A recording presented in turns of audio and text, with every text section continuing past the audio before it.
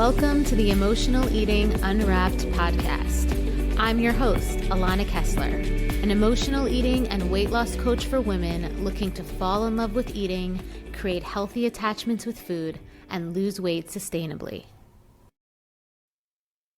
Hello, and welcome to another new episode of Emotional Eating Unwrapped. I'm your host, Alana Kessler, and it is springtime. It is springtime, friends. I am so excited.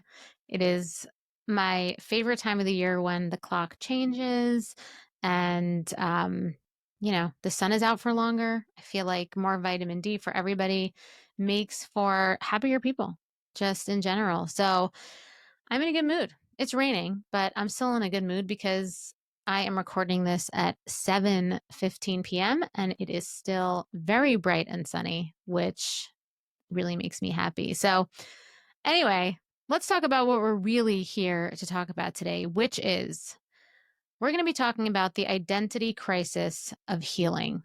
Because even though healing is amazing, it truly is an identity shift. And it can be a crisis for a lot of people that have the courage and have the will to do the work and heal from emotional eating. And I think one of the biggest questions is that people end up having is, who am I without emotional eating? I think that question unasked is probably one of the biggest reasons why many people don't really recover from it and don't really find that freedom from emotional eating, from binge eating, because somewhere deep down, there's a belief that we don't have an identity without emotional eating. And I'm going to tell you that that is completely untrue, that we all have an identity that will thrive without emotional eating. And so if you are listening to this, you are likely in the process of untangling your relationship with food, right? Maybe you're just getting started. Maybe you've been on this journey for a while,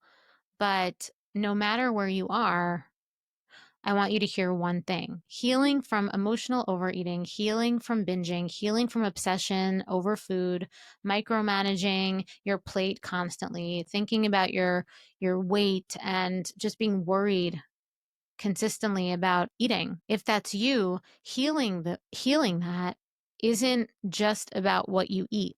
It's not just about food.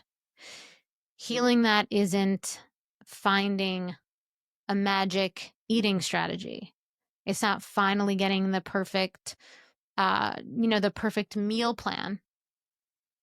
Healing is not just about what you eat. It's about who you become when emotional eating is no longer your default. When you figure out who you are without emotional eating and you become her, and you have that verified and positive evidence that she exists because you have built her from the inside out, that is healing.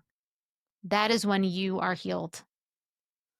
And that's what we're diving into today, right? We're going to be diving into the identity shift that happens when you start to heal, when you start to dip your toe in becoming this new version of yourself, because it truly can trigger things within your nervous system, deep unconscious things that you might not even be aware of. And it can in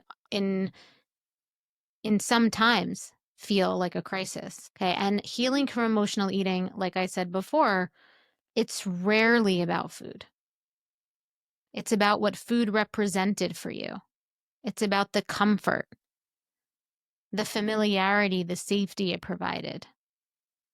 And so when you begin to step away from this attachment, emotional attachment, deep emotional attachment that you have with emotional eating, there's a moment where you think, who am I without this?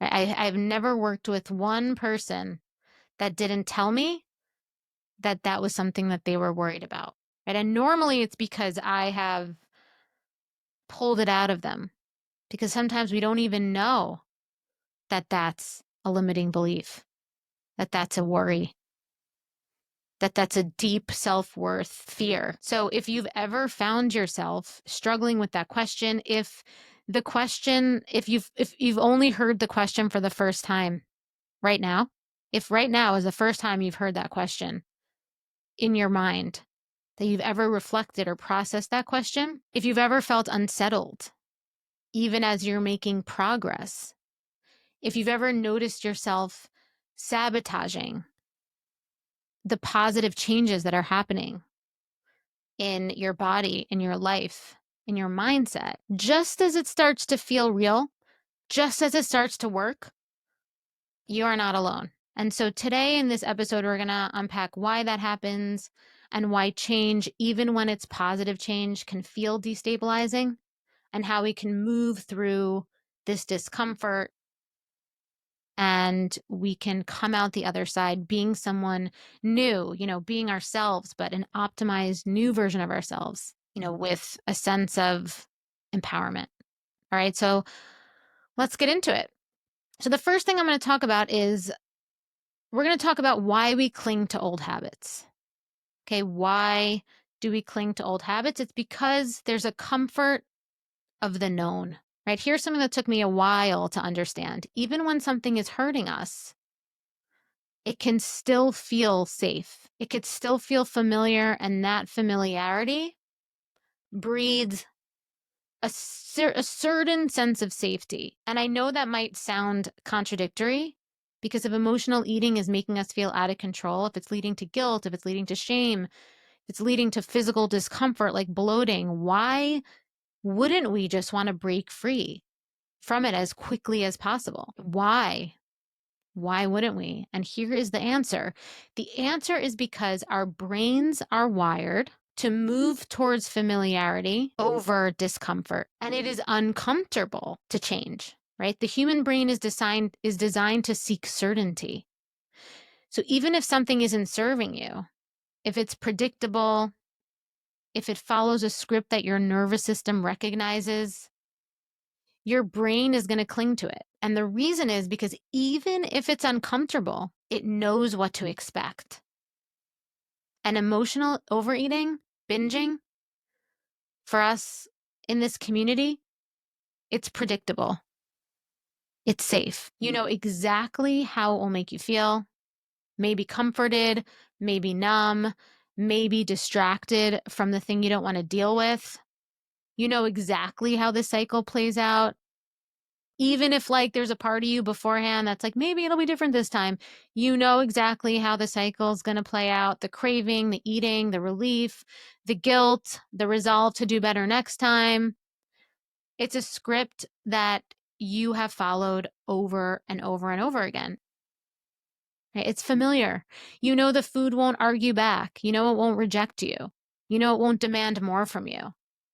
And so even when you want to heal, even when you know you want something different, even when your whole body is just like, I can't do this anymore, I want something different, part of you hesitates because there is a subconscious, unconscious limiting belief that says, if I step away from this certainty, then what? That is why so many of us have that strange, almost out of nowhere, unsettling moment when we're in our healing process where we think, this feels weird.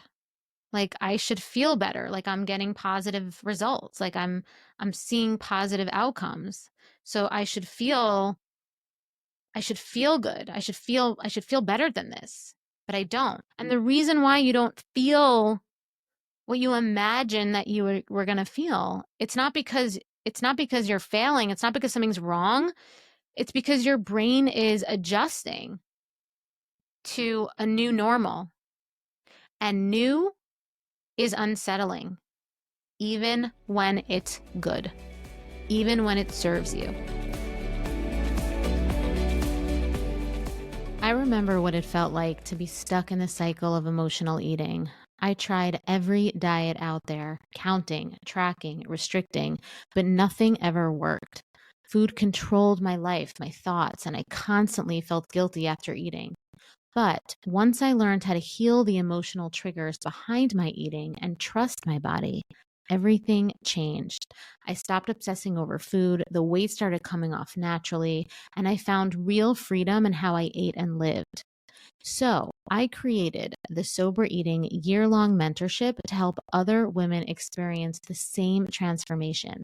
So you can stop battling with food, you can lose weight without deprivation, and you can feel confident in your body again. In this mentorship, you'll have access to my proven nervous system rewiring method. You'll have access to live coaching with me, weekly accountability, and a community of women who truly understand your journey. You'll also have free access to my signature programs, the Emotional Eating Solution and Decoding Permanent Weight Loss, valued at $2,000. Click the link in the show notes to explore the mentorship today. You don't have to do this alone. I'll be right there with you every step of the way.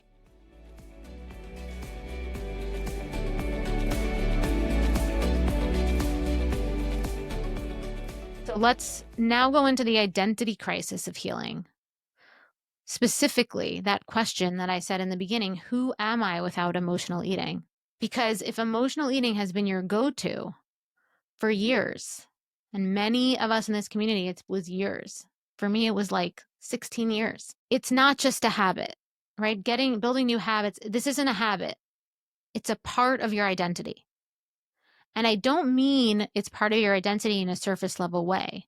I mean that we build stories, we build narratives around it. We shape our sense of self through the lens of food. Okay, I want you to really hear that. Right? This is so much deeper than, oh, this is something that this is a bad habit that I have, right? We shape our sense of self. You shape your sense of self through the lens of food. You're the person who always needs a snack when you're stressed. You're the person who finishes your plate because you hate wasting food. You're the girl who loves to bake and indulge because, it's just who I am. That's what I do. I bake this and I eat it all. Right? I have to finish my plate because I don't waste. Right? I'm the person who always stress eats. And when we start to shift away from those things, those narratives, those stories, even when they're tied to patterns that we actually want to break, right? Because who loves to bake and then eat all of it, right? Like that doesn't feel good afterwards, right? Who likes eating past the point of fullness where you get stuffed, right? Who likes feeling that way? And in half the time, we feel bloated after stress snacking because our stress hormones are already causing enough havoc, right? So when we start to shift away from those things, even if they're tied to behaviors and patterns that we want to break, there's a quiet voice in our head whispering, but, if I don't do this anymore, then like, who am I? Right? And you might even have judgments, internalized judgments, right? Maybe you judge people who don't finish things on their plate. Right? There's also a fear, right? For so long, emotional eating has been the solution. Turning to food has been the solution. It's been the way that you cope, the way that you found comfort, the way that you defined certain features and parts of yourself. And when that coping mechanism starts to disentangle and dissolve, what's left? And for many people, that blank space is completely terrifying, right? That blank space, like just the thought of not having something to fill that void, to fill that blank space is enough to just not even start, not even try. And oftentimes, like this conversation we're having now isn't even a conscious conversation they're having with themselves. It's not even a choice. It's like the unconscious is so strong and the subconscious is so strong that, they just don't start. And it almost feels like, there's a glass wall and you see the other side and you don't realize there's glass. So you keep walking into it and hitting the glass and you're confused, right? Like, because you're not aware, right? You don't see it. And so that's what we're doing in this episode. We're bringing this conversation to the consciousness. And so for so many people, this blank space feels terrifying. And these are some of the things that they're thinking. Like, if I don't turn to food when I'm sad, like, what am I going to do? This is what your nervous system is like processing. If I don't turn to food when I'm sad, what am I going to do? If I don't binge at night, how am I going to unwind? How am I going to let go of stress? How am I going to feel in control? If I don't use food as my emotional outlet for stress, like like I'm going to get overwhelmed with like a ton of emotions, like a ton of feelings, a ton of like like a like an avalanche. And this is why healing isn't just about reaching a goal, stopping a behavior, creating new habits, right? It's also learning how to exist without it, without the behavior in the way that you've been doing it, right? And healing is also allowing yourself and going through the process of grieving the old version of you, even as you step into the new one. And that is a big part of it, right? We can't just put that part of ourselves like on ice when we're healing and be like, okay, you like, yep, that was me before and now it's me now. It's like you have to integrate yourself. You have to integrate the old version of you into the new version of you to have a truly authentic healing experience, right? You have to feel into the grief of letting go of these behaviors. And I know using the word grief could be kind of weird here, but it is really a grief because you were coming from a a good place when you started doing this, right? Like the intention wasn't to cause you pain. It just went too far. Whatever it is, whether it's binging, whether it's obsessing over your body, whether it's like, right, like all these things just went too far, but it also served a purpose and it was there for you. It helped you cope when you didn't have other tools. It made things feel manageable in a way that at one point in your life you did need. So it makes complete sense that there's a fear of letting it go. But I really want you to take this in. You're not losing yourself at all. You're actually meeting yourself. You're integrating into the version of you who no longer needs food to feel safe, who no longer needs these behaviors to feel safe. And this version of you, she's already inside you. She's just waiting for this space to come out and grow herself. Right. And that's really the work that we do in the mentorship, actually. So it's such beautiful work. You know, you almost like birth your new self and integrate your old self and your new self together to become this amazingly healed version of yourself. Such a deep level. All right. So the next thing we're going to talk about is why, you know, in when we're having an identity crisis, one of the things that happens often is self-sabotage. And let's talk about why self-sabotage happens right when things start to feel like they're changing. Okay. And let's break down the pattern here that I see all the time. You start making progress, you feel like things are shifting, you go a few days, maybe even a few weeks without binging, without emotionally overeating. You know, you start to feel better in your clothes, you start to have more energy, you start to feel more vibrant, and then suddenly something happens, like out of nowhere, right? You feel this overwhelming urgency energy to binge. And you find yourself, you might find yourself going for the binge and you find yourself maybe eating mindlessly, right? And in your mind, like you thought you were past this, right? You thought you were past this. And inside you feel this deep sense of unease, like there's something missing, like you're lost, right? It's like all of a sudden it feels like the ground that you were standing on dropped beneath you. And then shame creeps in, right? Like, see, I haven't actually changed. Oh, I thought, like the shame voice comes in. You thought you were healing, but you really aren't. Here you are again. You're failing. This is another thing that didn't work. You'll never be free from this, right? Like all these things start to come in.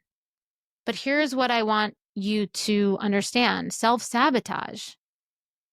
It's not a failure, actually. When we self-sabotage, after we've made progress, things started shifting, it's actually proof that you're stepping into new territory, right? I actually have a whole module in the mentorship about this because it's part of the process, right? Your subconscious, it wants to keep you in familiar patterns, like we said earlier in the episode, right? It wants to keep you in familiar patterns, even the unhealthy ones, because once again, familiar is predictable and predictable means safe. So when you start to change, when your actions no longer match the old version of you that has been laminated in your nervous system neural pathways for so long, your subconscious panics. It wants to bring you back to what it knows, right? So that binge, that craving, that urge to go back to what's familiar, that's not a failure. That's your subconscious trying to protect you from change. It is a moment of opportunity. It is a moment of opportunity. So what can you do when that happens, right? When you notice the self-sabotage pattern coming, right? You get that overwhelming urge to binge. You're like, notice that you're eating mindlessly. Like, what happens when the awareness pops up and and you realize what's happening? Because this is the part where you have the control. You are empowered here. So you just say to yourself, this is my brain trying to pull me back into safety, right? This isn't a sign that I'm failing. This is a sign that I'm growing.